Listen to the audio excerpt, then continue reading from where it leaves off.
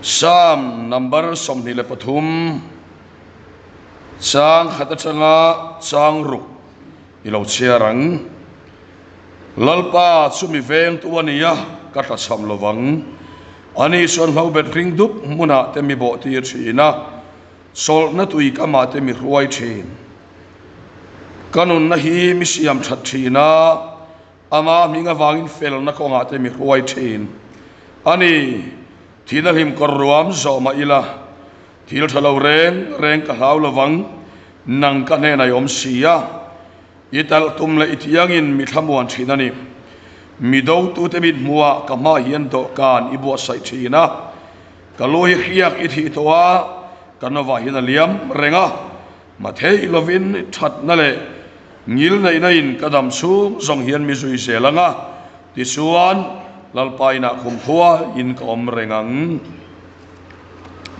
Psalm number sa somni pasari sang khat le sang ni ilongai khaleang lalpan ina saklok chuan asatu te chuan an thokrim thon mai ani lalpan khopuya von thatlo chuan aveng tu chu ameng thon mai ani jing taka in thawa tlai taka in chola thorim na cho inei thin hi inta na thon mai ani hetiang hian amidu takchu amut thil tir thin ani voin chonu chu chiar nem deu dona in lo khathiam don nia lathan khom te bung khat chang ruk kahan dewa wangin mi yaisu nisain min emawang ani kanu fapa te kachunga thin urin grep hon venga misiam ta a ma ni huan ero ka veng silo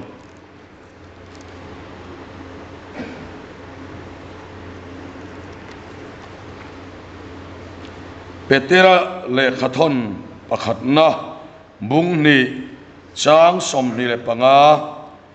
beram bo anga in bo kha tu ne ro chuan in kharau veng tu le ho tu ne na chuan in kir le ta khi thu kan chiar telal pan kan satan malmin som sakro se pathian ne nai chong cha yang lalpa kan pathian min mangai tu fatam takro puina huai lu tum tu chuan a thil tuar te awanga ti fam kim chu a om reng sia tin cross thi na chung chang le fatam takro puina huai lu itum chung chang hebraya nang man min ko muwa voini ai ko khan ho te leilung pian ma min lo thang to chuan ifa pai suwa krista a fa a min siama wangin lom thu kan kila che I huai lu tum na kan lu theinan ngai te konga veng sel tur chain kavan tir ko karon tir don a thuin oi chuan in do wate do wasukani anga in mel ma sukani ang tito pathian khan ring to nang ma ne na in zom to te lalpa an ma ni a tho sak turin ichen sil to ani ti kan khiata thamuang taka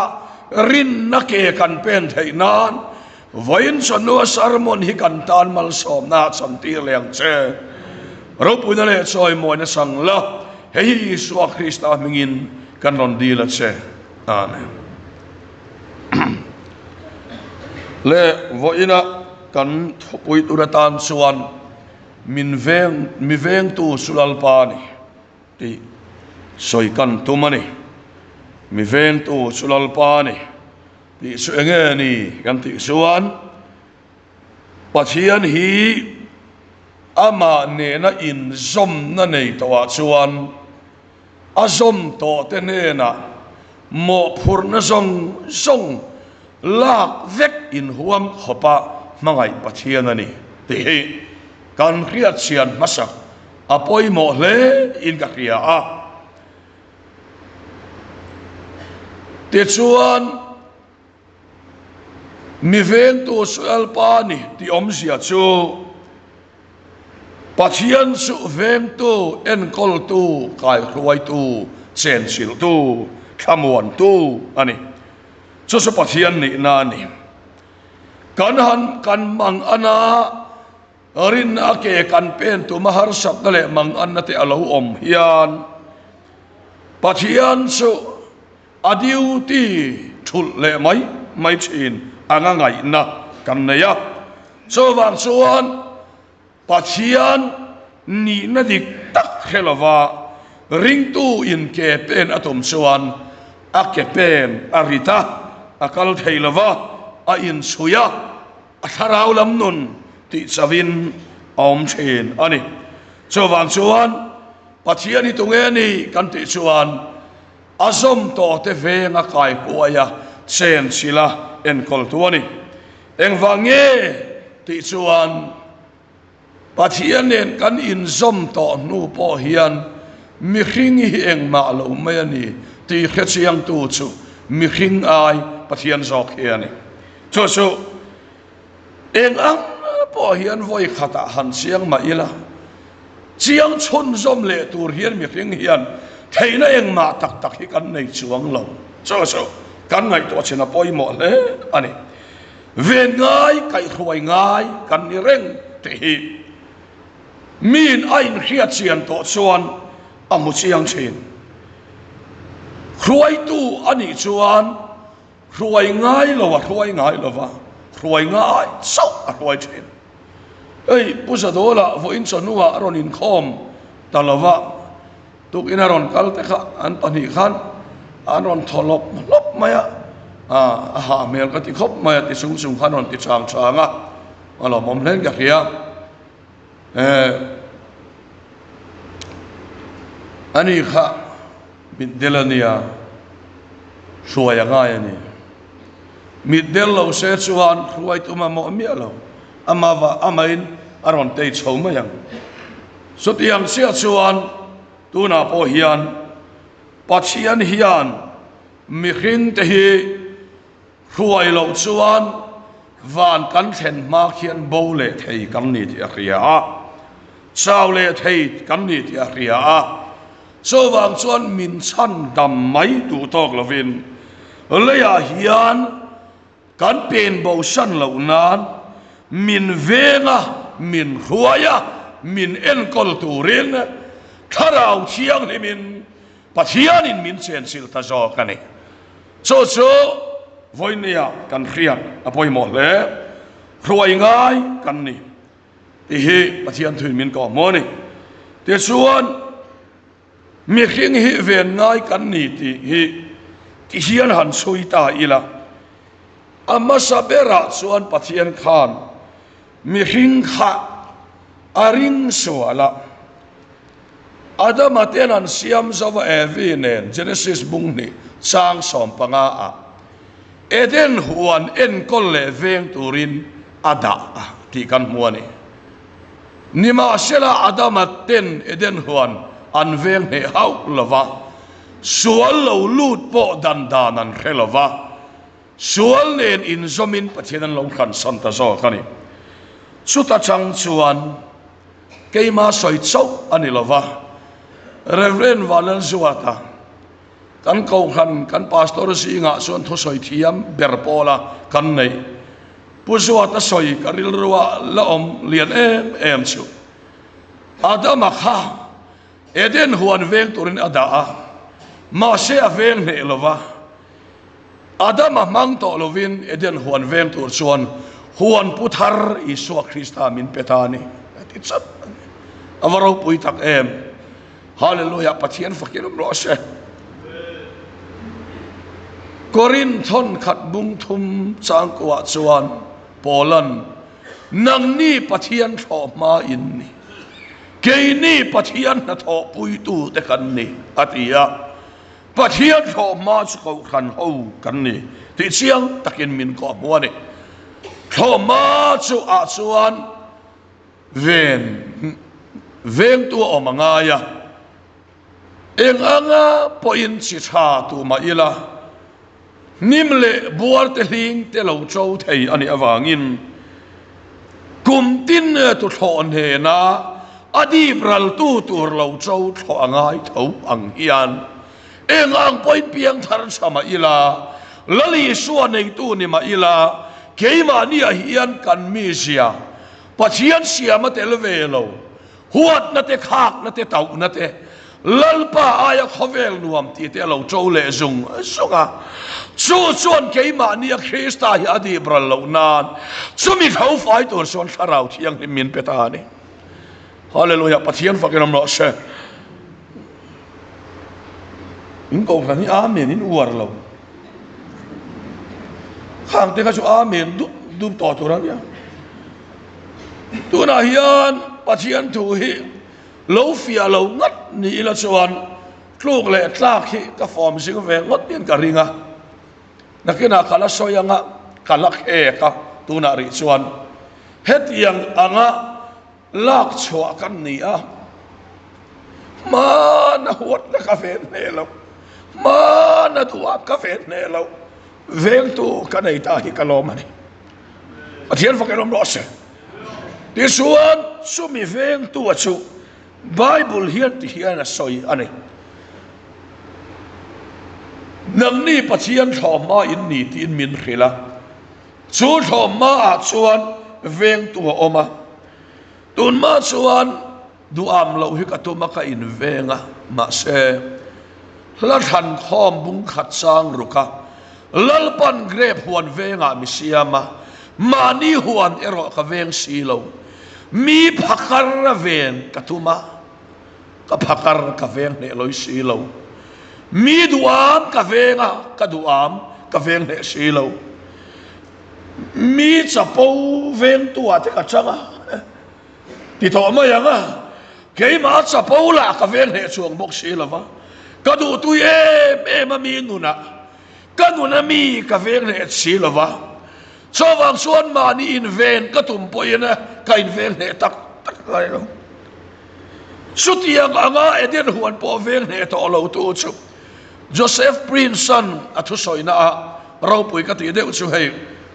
Korean pa sap chonga pathian tu soi thin athu soi ro pui ka ti chu Mary Magdalene Khan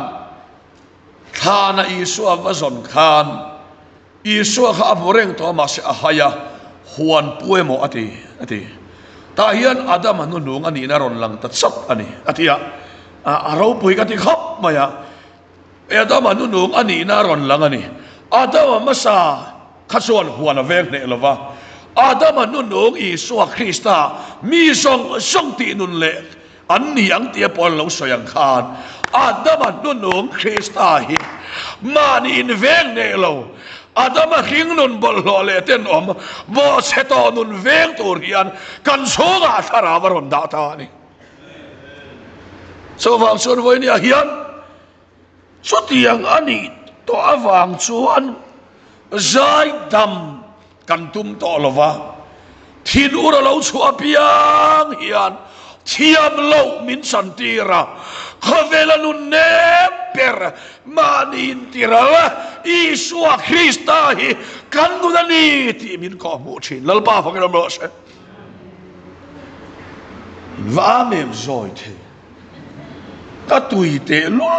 ne ale alo mom krim in bu ve krim mana ramlun isa ramlun not atanga in dangan nia ramlun is kwan voi thum rong kan bol ho to min roi ve thoga kan ko hana hian sacrament department camp te pen dik camp te kan nei to bokatin ramlun veng la ya OST camping ko khanin min roi to boka kan biala chuan pathian khong ena sara ka kal suak ve ta veka thu soi lo na rong bol lo na kan nei to lovani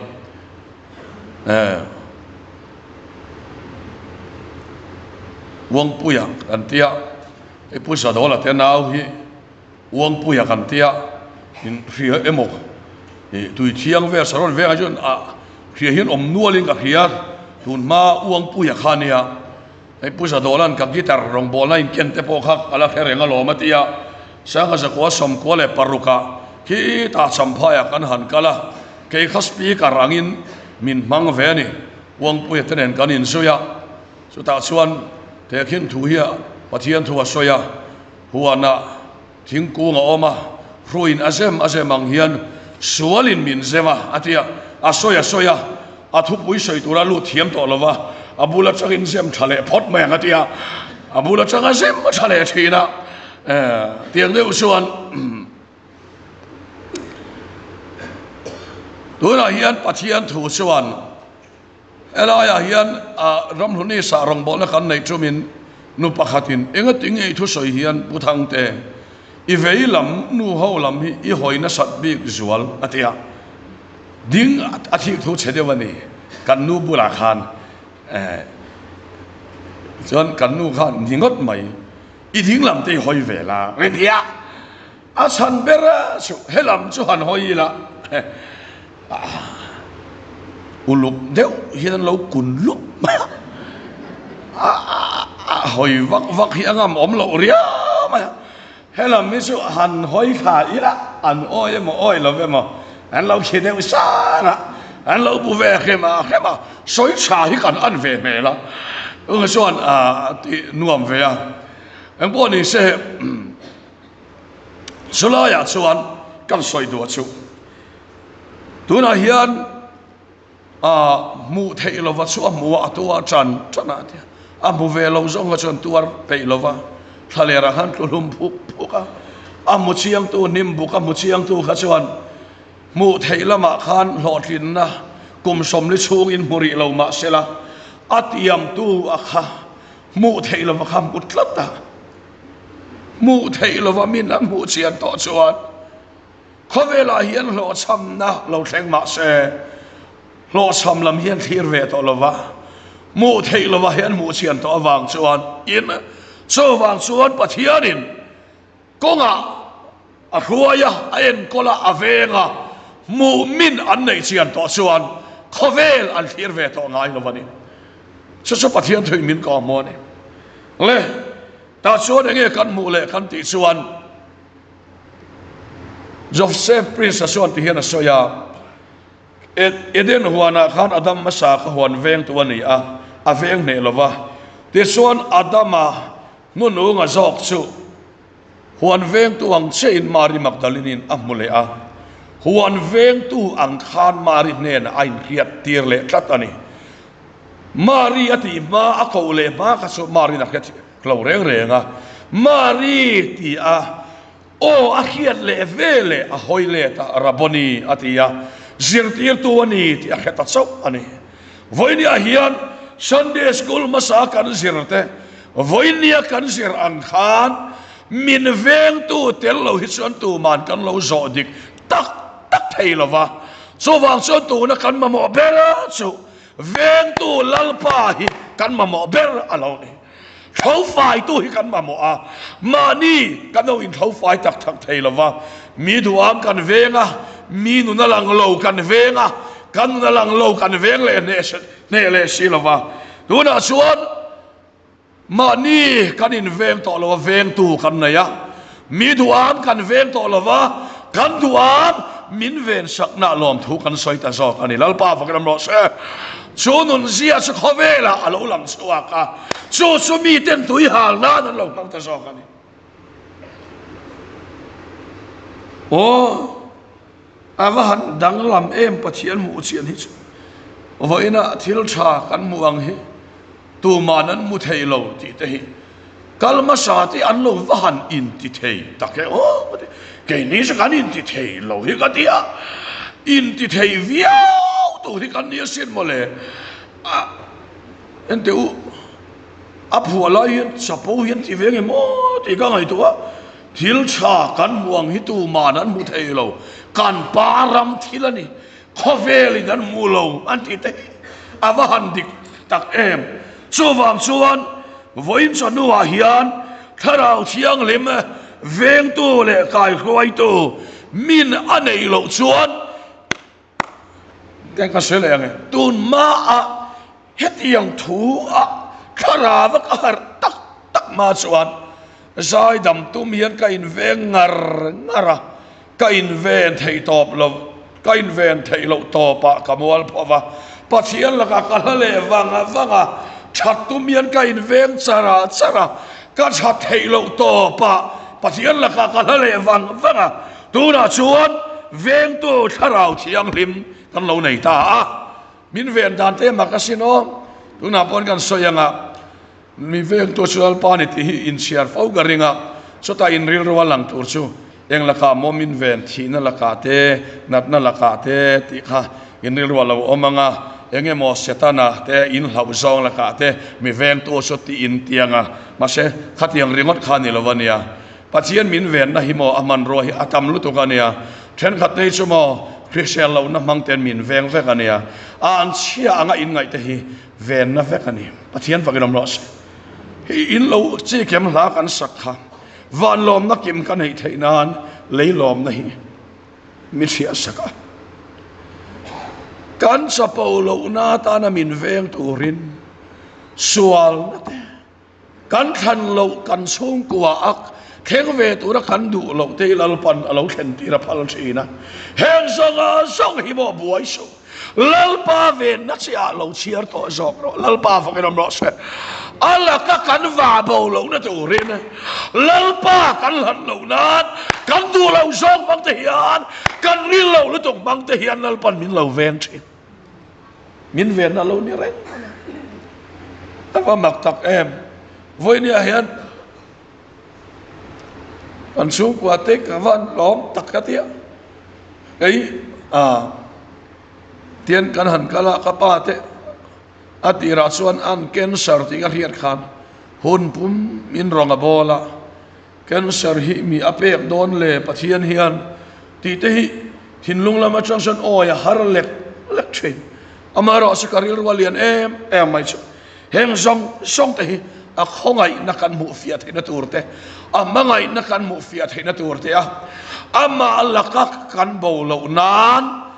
polan kei pola Krista amita atiang khan min tan tir tu man ruatan ten lal padalo mang thin lal pa fakram lo se avahan chatak em ken sar te min ve na man rualo nia engati bi nge iti na midang iveng si alal pa engati nge hei kan sunga khen iti kha ani ron chana cha chuan kha ka ven na sok se ni kha mi veng tu sual pa ni Davida in anti te ro pui an sung kwa thil thleng te du om lo wasen o ma se ti khoma khom ma khan ka wak po chin ti khoma ka om lo chuan ka wak po chin I thuruat te ka sir theinan ti khoma ka om hi ka ta na lo chani ti tu pa khan mi veng tu sual pa ni lal pa fakilom lo sat alo ti ta ni kha lal pa chu mi veng tu ni ka ta cham lawang ati te eng mo tlak cham lo atlak cham lo ta ka hi han siar chiang ma la mi tlak cham lo te kan lo tla chama tlak cham hi mi khing in kan lo nga em kan tlak cham lo eng lai po tlak cham lo hi kan nei lo ma na kan nga te kha kan tla cham le a ma na kan nei te kha kan tla cham le a ma se eng lai ma kan tlak cham ve ngai lo chu veng tu lalpa hiani lalpa kan ro se mi veng tu lalpa ni kan ka cham lawang ani so lo ben ring dup puna te mi bo te china sol na tui ka ma te mi kwai chen lo ben ring dup so beran so ni maya lo ben ring dup so enge kan ti chuan kan so hani maya tuarna mo harsat na mo hei kan so ni ata hian mi bo te chin ama mi hunga wagin fel na konga te mi suai chin kanun na hi mi siam that thina atia kanun na po he siam thatuania veng tuani boka ital tumle itiang in mi thamuan thin ten ti hei tal tum chu ching ne local tur vuak lum na nia tiang ero chu beram mundanga ching ne lau om na muna akal tura puin akhal ngil na ania avuak na ni hei mo apal hafa pa lalpa thuna I omen in tha da hek sula pa thunun lo fa tu nge om ngai pa thunun lo fa su fatak ni lovin son na niang asin kan han sa pau ve don di deuh te hian kan khiat thiam nge tu te hian min khon na te hi lo thenga har sat na te mang an na te lo theng le thina mi tam tak son ma heng ti chu nature angin an kaltira fa vuak ngai ni te an du lova fa khon ngai ni te an du lova ma se ke su van rama kling lo chunga pen bo tum thin lung lama pen bo ruk tuma kong dap ma selal pana kal mai awanga van rama avuak hen tur kani lal pa fa kanam lo se hei tak ama hi voi ni akelu alut nakatina ni a chowang suat ti hian ama kan hat lo ngan hian mo zu tax anu me pat me chen ma ti kher lo mai la thin lung hian lalpa lo ti lo le man to a chutia ga ti suan lalpa hian warning min ron pele a lalpa kan ti le thei nan te ama kanau na man ruatan har sakna lo theng le thin chutia nga ve ngai kan ni David a chuan sam siak to chuan ama kha bera manga inda a vem tu khalal pania atiang keng tu ama ni lawat yang keng tu lalpania so wa chuan vuak that chok zel kan ni han indu thei kan om lo re ka pian thar lim te hian ka pa te wa lar wang lai khan piam thar tai lo eng ma poi ka mu ka ring lo har sat mang an ton nu akan har tlat lalpa ti lo thei lo vin siam ama chuang lo thei lo vin siam lalpa fa ram lo sa ama au lo thei lo vin siam ta ama sau in ha da ya vin siam heng song hi min ven na ni lalpa fa ram lo sa to ma hi kum thum chung har sat na nei lo wa tluang takai fadik takin ni son in kal karing lo ring tunun kong he cho ani pet ve lo ama kan au nan le lam a hian min kal tu hian nei kat mai ni ke ni lai fun be lai kan har em kan mi sia hi pong zot mai han luang de wila mo kan in du mai kan fel wang a luang a kan in ngai le a mi dang kan mun hiam le a so wang son ma kan ni biak lo wani ti kan khia thei nan lalpa kan lo na tur har sat na chom in pe the se chum in ven na man ro ni ali so lalber mi dang zong so una vin ni ang khat fe kamin khut rual thiam to lalpa ani veng tu ani ti min ko mo ni le chu khat na ni se dot le suan dot kan soi don ni te dua phakar mga kan nun don ni ten kan chunga veng tu kan na ya khami sia khach lalpa mal som na lat kong ani lalpa an se kong ani ma ni masial kha ti min khila mal som don na kong su ral na kong ani ti min khil le a ama ina kong dika min kai kuai le chi lalpa fakin am ro se chu ko ga so na man min khuaya khuai tu kan lo nei ta ni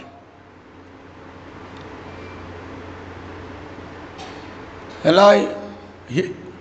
alom om khop maya vem tu kan na ya khak tu kan na ya ni chawang suan han chapo ve don po ni la chapo hian nuam ta mi alo min chapo angin min khelo mi alo ma sela chapo ang dewa kan chong ni kan khia chuan chung ni la hian helai khong tu hi kan nei to a lalpa chuang lovin khala kha kalo chong pala keima lalpa ma a kalo in soilan pala kan ti ngoi ya ruai tu kan ne ya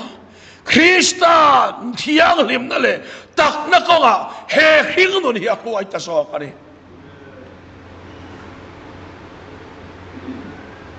min khil khep mai ngai tha rung ngoi mai lalpa sia ni lo keima ni lo lang kha kan sak ngoi ya chut yang sor voi ne hian pathian thoina min ko mo ni a chowang chuan i suaro puin tur ni lo kan min lang thei zong in kan chong palang ti de kan la ngoi oya chu som tu kan na ya ruai tu kan na ya ni chu sumi veng tu chu in nei ngat ani chuan nuna lan ti ro ti ngai mi alo inun zo khai nang mai lan sardonia piang in a khong se lang senga I sualan sarna zong tu atan lal pada huai don se so ne so minun tak mai so huai ne hian veng tu nei huai tu nei so minun ka du ani ti hian tu na poi nei kem masa kha rong bol tu kem kha ni khat chok kan soya athu puyang zong chuan ni khata khan sermon kha voi sari ka soi pasari thu pui pasari kha ka khai kho mani reilo boksia soi mop ma se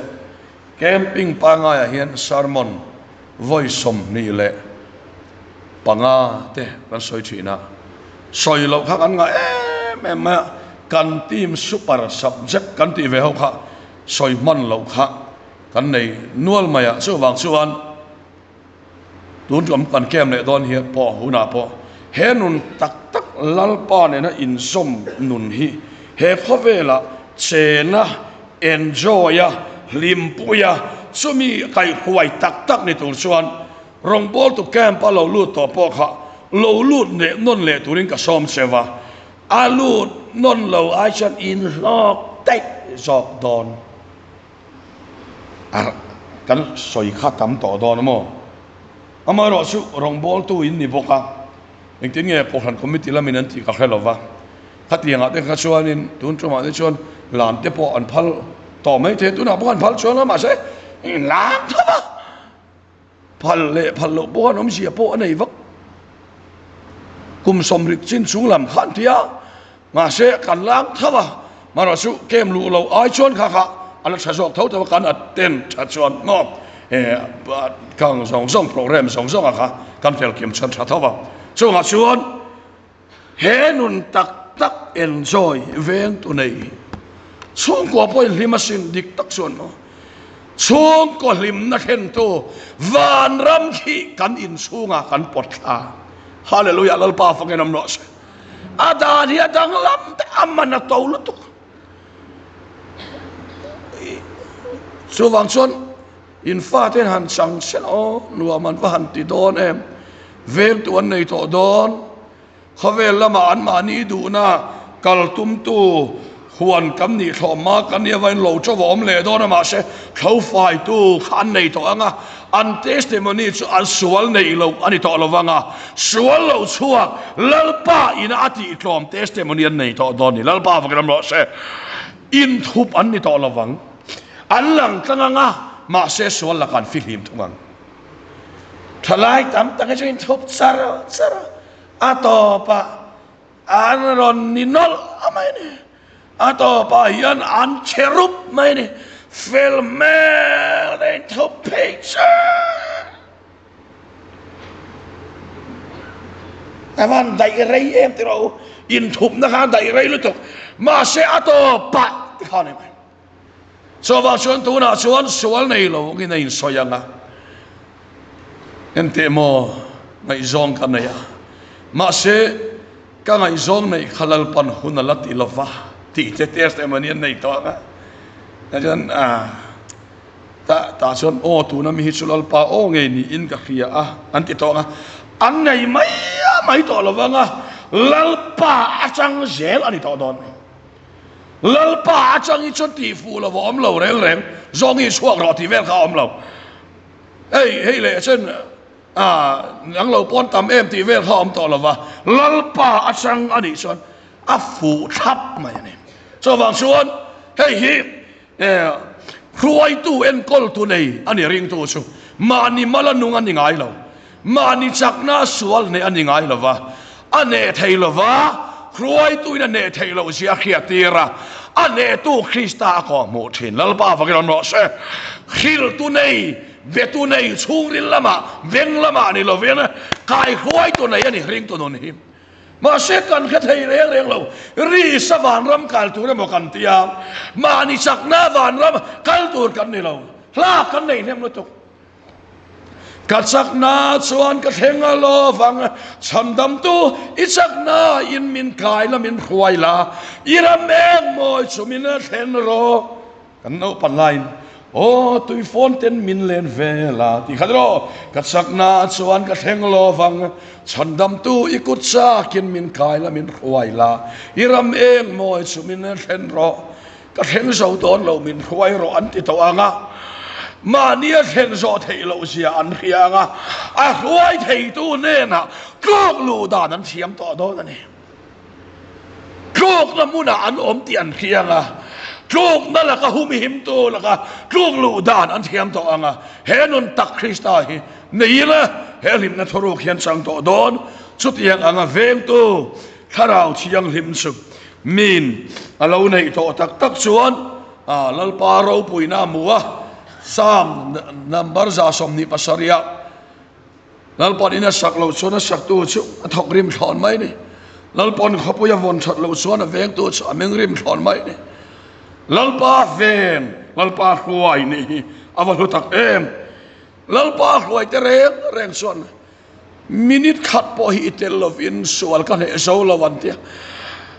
fian ria la vat luk lu na hunan nei lo pot an thin lungi lalpa hian at lu lut ngoi sel mai ni lalpa hi bel ngoi ya hetia allan a hian lalpan bel hallelujah lalpa fakelom lo se sutiang tak me so kai an pian thar nuwa hian a cher sual pal pe su om thaya ma se a en lai po a pai ni reng ngot hi chu hei nei lo wang ani tin khiat fia tok lo wang te poni mai thaya so wang suan tu na hian he veng tu hi ka nei to ani ka mui kong khar hi vengang se ma ni ka in soi moi lo nan lo Davida varau pui tak em amoi hian ma ni in soi moi mei apoi salavani ti ai man siang lo ta vel tu ne na to lo chin zo ni lal pa fa keram ro se so tiang ang so ani awang in vel to roi to tharau chiang lim itel lo chuan kan sa thei lo kan fel thei lo ko ma top le chin min khuayang che so mi khuai tu nei tur chuan he kem pa hian khonge ka pasal khalut ram ros ka no poi hilut ram ros ka fa pa khalut ram ros ron ti te u lal pain henun na her wai tu hi a pengan ne nain puang nge yang a thu kan soite lal pan kan sa tan mal min sam sak ro se